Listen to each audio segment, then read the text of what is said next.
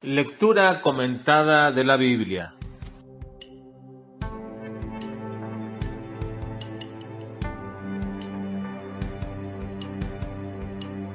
Esdras capítulo 1 al capítulo 3.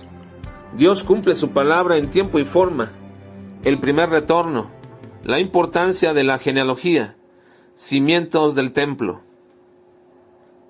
El libro de Crónicas culminó con el edicto del rey Ciro acerca de regresar todos los que quisieran para edificar la casa de Dios que estaba en Jerusalén.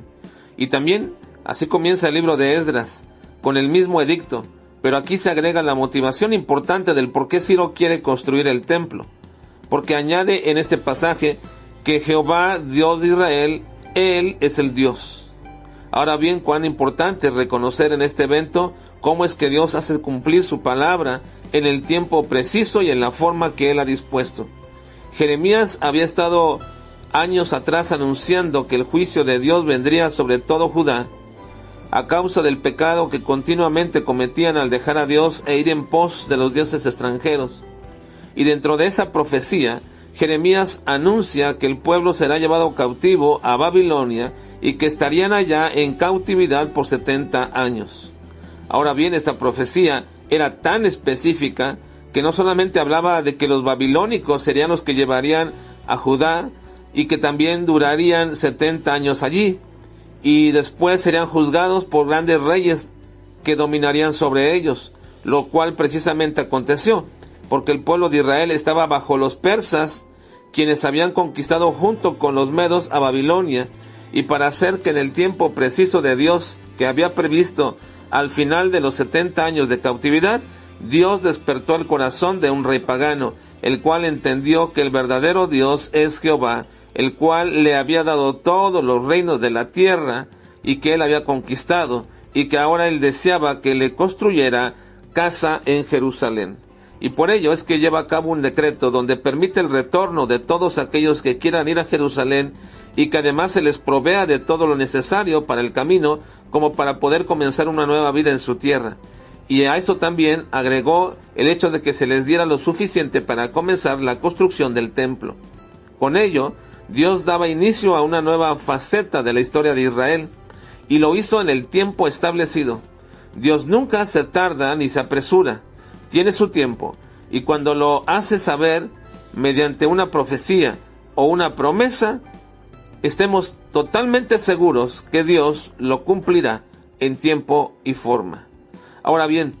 también nos dice que no solamente despertó el espíritu de aquel Ciro rey persa para hacer este decreto, sino que también despertó el espíritu de muchos hombres y mujeres que estaban en cautividad. Se nos da también una lista de todos aquellos hombres los cuales se consideraba o se considera el primer retorno del pueblo, porque hubo 3 momentos en que el pueblo regresó a la tierra, y aunque el libro se llama Esdras, este no va a aparecer hasta muchos capítulos después, porque quien toma el mando y el liderazgo y se cuenta la historia de él en este primer retorno es Zorobabel. Él era un descendiente directo de la casa real, era un heredero del trono de David, fue nombrado gobernador sobre la provincia de Judá, y en este primer regreso todo el pueblo llegó a Judá para establecerse en las diferentes ciudades. Fue un pueblo de 42,360 personas, pero hay en toda esta lista varios detalles que nos deja ver la importancia de las genealogías que los judíos acostumbraban llevar como registros de identidad, debido a que de esta forma podía cada uno reclamar su derecho a la heredad, es decir, a la porción de tierra que desde la entrada del pueblo con Josué, Dios le había dado a cada tribu y a cada familia. Y en estas listas hay detalles que se encuentran, y es el hecho de que algunos no pudieron demostrar a qué casa paterna o familia pertenecían, como en el caso de Adán e Imer, que tampoco pudieron demostrar su linaje y ni siquiera si eran de Israel. Lo mismo sucedió con otros tantos que pertenecían supuestamente a los sacerdotes, y como no encontraron sus registros, fueron excluidos del sacerdocio. Esto nos hace recordar la gran bendición de que nuestra legitimidad como hijos de Dios no depende ahora de una genealogía de ancestros cristianos, sino de un registro que Dios mismo lleva al escribir nuestro nombre en el libro de la vida. En este primer regreso, lo importante era echar los cimientos del templo que habían sido quitados, porque recuerden que todo el templo se había destruido, y por lo que vemos incluso también los cimientos fueron quitados, porque la construcción que había hecho Salomón, aún de los mismos cimientos que quedaban debajo de la tierra, era también de piedras de gran valor, y ahora necesitaban ser restaurados, y esa es la tarea a la cual se dedicará Zorobabel, junto con el grupo que construirán estos cimientos.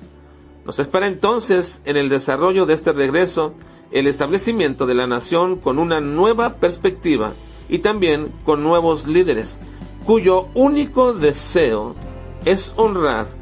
y glorificar a Dios.